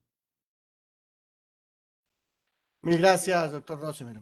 Muy amable, muy ilustrativa su respuesta. Doctora Diana Restrepo, en su disertación se abordó el tema también del activismo judicial. Precisamente ahora que estamos hablando de este constitucionalismo latinoamericano, en donde los jueces han jugado un papel muy importante en la concesión de los derechos, en el desarrollo de la propia Constitución, eh, el activismo judicial aparece frente a esa omisión, frente a esa actitud paquidérmica del poder legislativo, del poder ejecutivo al momento de desarrollar la Constitución. Por regla general, la Constitución debe ser desarrollada por el Congreso, quienes tienen las credenciales democráticas y representan al pueblo y pueden identificar las necesidades más urgentes de la sociedad e interpretar, perdón, y desarrollar la Constitución. Los jueces, como al parecer, han llenado esos vacíos de las otras ramas del poder y se han constituido en esos protagonistas del desarrollo constitucional. Frente a ello, la pregunta es la siguiente. ¿Considera usted que los intérpretes de la Constitución deban de ser, además de los jueces constitucionales o el Tribunal o Corte Constitucional, el propio Congreso de la República? Y de esta manera enfrentar un poco este activismo judicial que puede atentar directamente contra el principio de checks and balance, el principio que es una característica propia de los estados de derecho. ¿Considera entonces usted que sea necesario que el legislador, que el Congreso de la República sea un órgano también genuino para la interpretación de la Constitución y no solamente una interpretación entregada de forma concentrada a la Corte o el Tribunal Constitucional? Cristian, muchísimas gracias por esa pregunta. Y la respuesta es sí, abiertamente sí. Es que el intérprete legítimo de la Constitución es el Congreso y no la Corte. De hecho, hay muchos países que no tienen tribunales constitucionales y el intérprete legítimo de la Constitución es el órgano legislativo, llámese Congreso, llámese Parlamento, llámese Asamblea. Y ellos interpretan la Constitución a partir de la creación de las leyes y por eso inicialmente toda ley nace con un presupuesto de constitucionalidad, porque son los principales llamados. Los órganos legislativos son los principales llamados precisamente a materializar el texto de la Constitución y a garantizarlo. Entiende uno que por la historia también de desenvolvimiento de los actuales modelos constitucionales se haya creado la necesidad de venir a revisar la constitucionalidad de las leyes y no objeto esa posibilidad, pero en últimas, claro, por supuesto, el intérprete legítimo es el legislativo, perdón. Ahora, ese activismo judicial, insisto, yo entiendo por qué se creó en Colombia. Es que, claro, veníamos de una historia judicial completamente positivista, con la cual no peleo, pues la ubico en un momento histórico determinado, en un contexto determinado y es comprensible.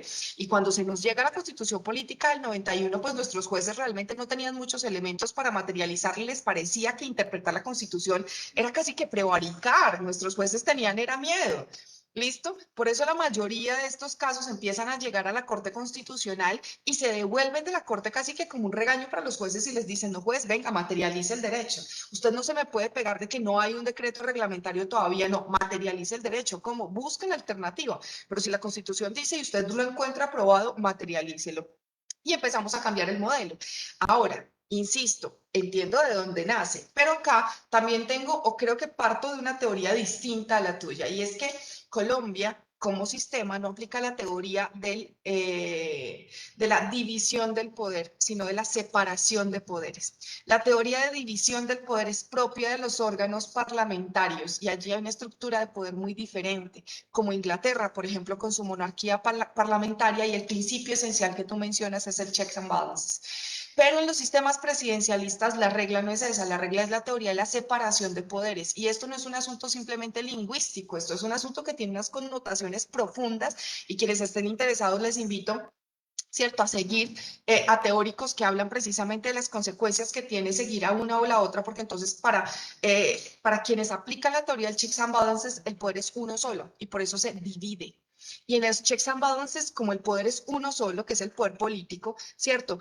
Cada órgano que ejerce una partecita del poder debe tener la posibilidad de meterse un poquito en el poder del otro para poderlo controlar, el sistema de pesos y contrapesos. En Colombia, con nuestro presidencialismo, la teoría de la separación de poderes. Eso quiere decir que nosotros tenemos varios poderes. Y en esa lógica de la separación de poderes, los principios son otros. El principio para respetar, en ambos se respeta el Estado de Derecho, eso está claro, pero en quienes aplicamos la teoría de la separación de poderes para aplicar o para respetar el Estado de Derecho, lo que se le dice es, hay un órgano especializado que tiene una función constitucional puntual y nadie se puede meter en ella ni la puede obstaculizar. Esa es la lógica de nuestro Estado y así está taxativamente señalada la Constitución Política de Colombia. Y por eso entonces Colombia dice es que el único órgano que crea las leyes es el Congreso de la República y nadie se puede meter en eso y nadie se las puede, tampoco lo puede obstaculizar. Listo. Y por eso la única forma que tiene la Corte Constitucional de hacer control a esas leyes es precisamente por lo que dice el mismo texto constitucional. Ese permiso se lo da la Constitución y se lo da absolutamente reglado. Listo. Y dice, y el Ejecutivo es este, y nadie se puede meter, nadie más puede hacer las funciones del Ejecutivo, o sea, ni el Judicial ni el Legislativo puede hacer las funciones del Ejecutivo y no lo pueden obstaculizar. Asimismo el Judicial. ¿Cierto? Está conformado de esta manera y nadie se puede meter ni lo puede obstaculizar.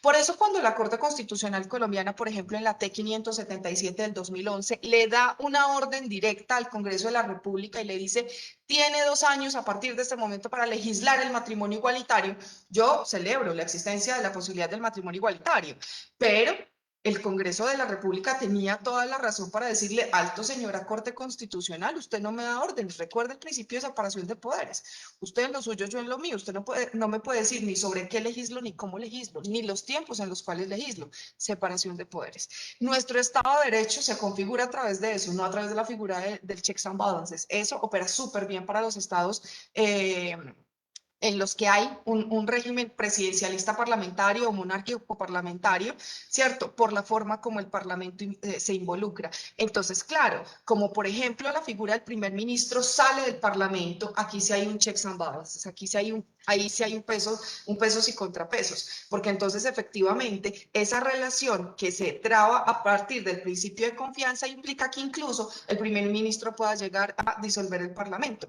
cosa que acá no puede pasar, porque en un sistema presidencialista como el nuestro, si el presidente disuelve el Parlamento, pues es un golpe de Estado, ¿cierto? Entonces, no se puede. Operamos con teorías completamente distintas y por eso, después de toda esta vuelta, mi respuesta sigue siendo sí, el intérprete legítimo de la Constitución es el Congreso de la República de Colombia. Mil gracias, doctora Diana Restrepo.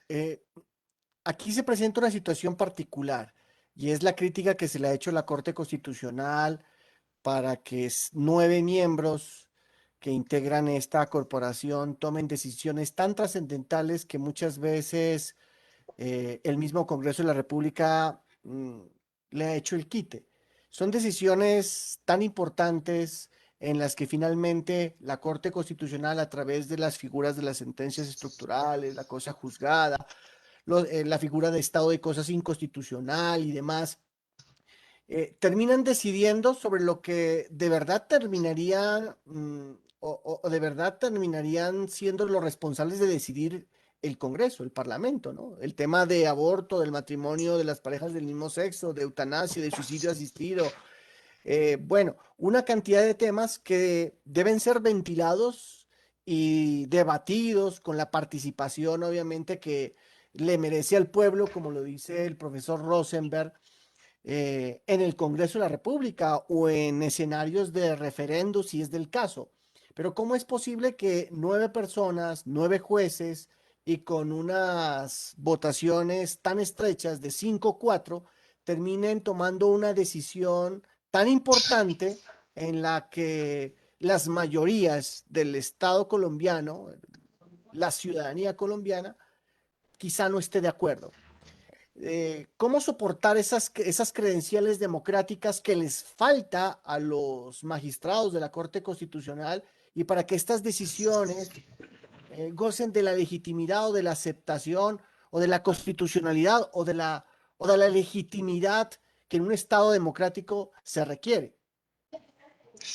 Cristian, la respuesta es necesariamente en un Congreso más fuerte, un Congreso que realmente haga su trabajo. Si el Congreso legisla como tú muy bien lo señalas, la Corte Constitucional no tiene por qué abrogarse este poder. Por eso digo, no estoy de acuerdo con el activismo judicial, pero termino por entender por qué nuestra Corte se abrogó esa función. Es que si no hubiera sido por ella, no lograríamos haber materializado los derechos fundamentales que trajo nuestra Carta Política del 91. Hoy, gracias al activismo judicial, es que se materializaron. Entonces, ¿cómo no vamos a estar los colombianos a favor inicialmente del activismo judicial, aun cuando entendamos lo peligroso que es? Entonces, la forma de empezar a hacer bien las cosas es un Congreso que sepa que a veces tomar decisiones legislativas implica perder votos, implica tomar decisiones impopulares y eso es lo que los llena de temor constantemente, pensar en la próxima campaña electoral y en que el electorado de pronto, o sectores políticos, porque infortunadamente ahorita también los sectores de presión tienen mucho que ver en si un congresista queda o no electo. Entonces, les da mucho temor a eso, es sacrificar su posible vida jurídica, su vida política, pero realmente la única forma de hacer que nuestra Corte Constitucional deje de tener tanto activismo porque no lo necesite, ¿cierto?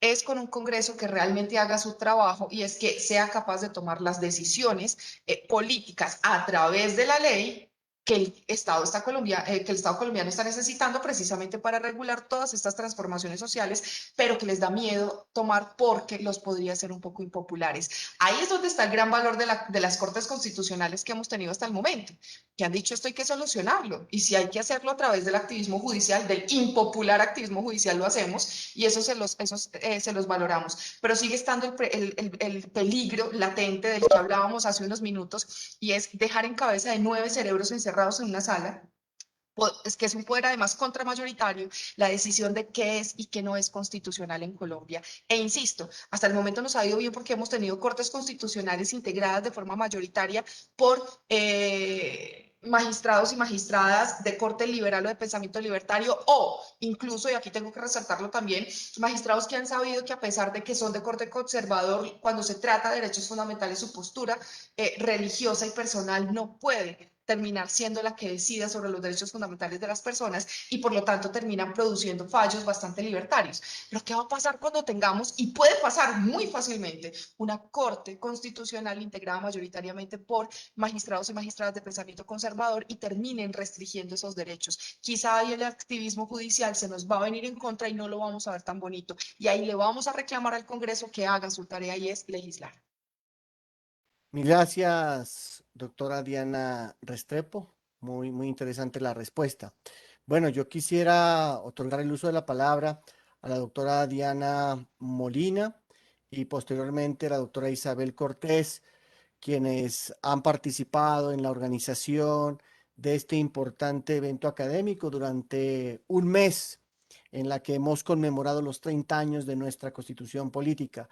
Así que invito a la doctora Diana Molina para que realice las palabras de cierre y posteriormente un saludo final a la doctora Isabel Cortés en nombre del Banco de la República. Y desde luego, desde la Universidad de Nariño también nos unimos en este agradecimiento infinito a todos los ponentes, a todos los expositores que en estas 4 semanas compartieron sus reflexiones, sus análisis sobre lo que tiene que ser esta Carta Política del 91 y el reto que tenemos como ciudadanos de materializarla. Doctora Diana Molina, ¿cuáles son esas conclusiones finales y ese saludo de agradecimiento para toda la ciudadanía, todos los participantes y desde luego nuestros ponentes? Este auditorio es suyo. Gracias, Cristian. ¿Me escuchan bien ahí? Muy bien. Qué bueno. Esto fue una aventura y caminamos juntos. Acompañé cada una de las charlas y de las conferencias, no solamente en un acto de organización, sino en un verdadero ejercicio de aprendizaje y recorrer la historia de nuestro país, sus confrontaciones políticas, sus más grandes inconmensurabilidades a la Colombia profunda desde una lectura constitucional fue fascinante. Yo quiero agradecer en primera instancia al equipo que lo gestó, porque está en sus cabezas la idea de qué tantas discusiones íbamos a dar. Yo sé que varias se quedaron por fuera, pero tomar el reto de escoger algunas y de abordarlas con total seriedad en la selección de los ponentes y en el acompañamiento fue un aporte para reflexionar desde lo que estaba pensando la Universidad de Nariño, el Banco de la República y la Universidad Autónoma Latinoamericana. Quiero comentarles que ahora quiero agradecer, antes de comentarles, quiero agradecer a nuestros ponentes. Quiero agradecer la disciplina con la que asumieron este reto.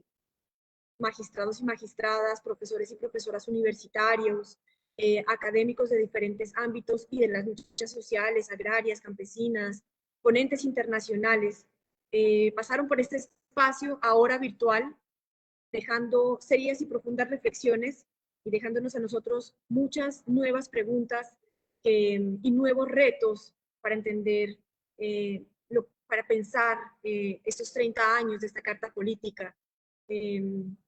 Entonces, mi segundo agradecimiento es para ellos, para nuestros ponentes, para nuestros conferencistas. Y finalmente, quiero agradecer a la gente que estuvo conectada.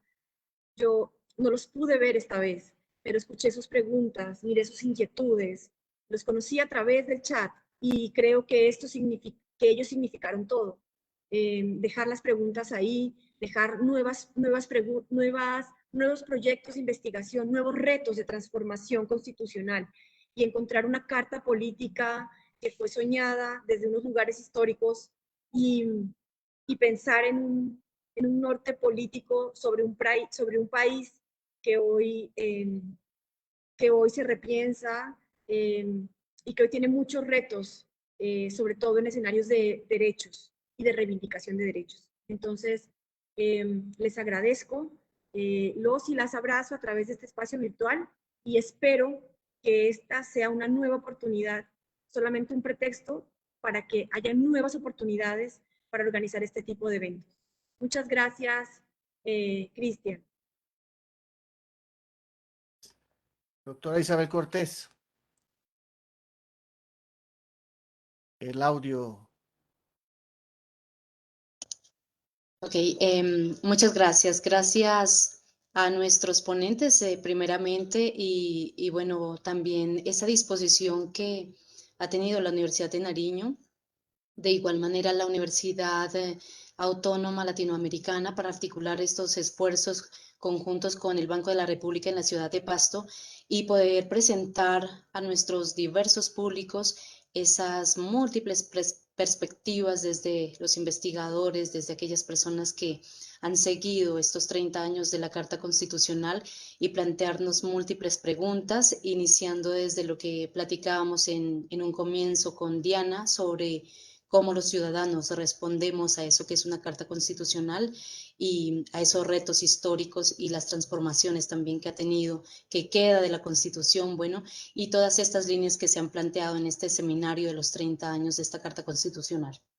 Nos queda simplemente invitarlos para continuar revisando, para continuar proyectando estas conferencias que están en Facebook de Banrep Cultural.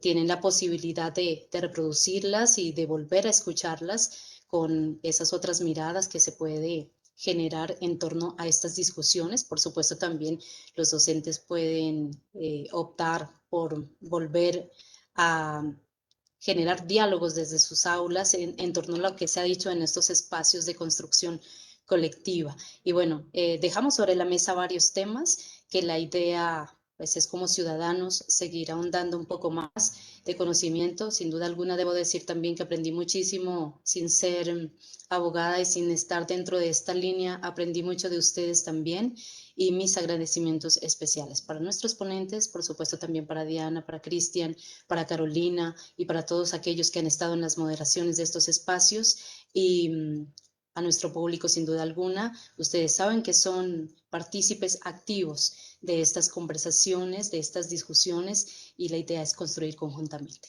De tal manera que saludos especiales y bueno, no termina, no cierra un ciclo de este seminario. Creo que es apenas el comienzo para continuar estos diálogos. Mil gracias, doctor Rosenberg, doctora Diana Restrepo, un abrazo, mil gracias por toda la buena disposición, a Diana Molina, a Isabel Cortés, a Carolina Carmona, a Dayana Rosas, a todos los que han hecho posible para que en estas 4 semanas estemos cada jueves y cada viernes reflexionando sobre esta carta política que cumple ya 3 décadas. Un abrazo para todos y será hasta una nueva oportunidad. Feliz tarde.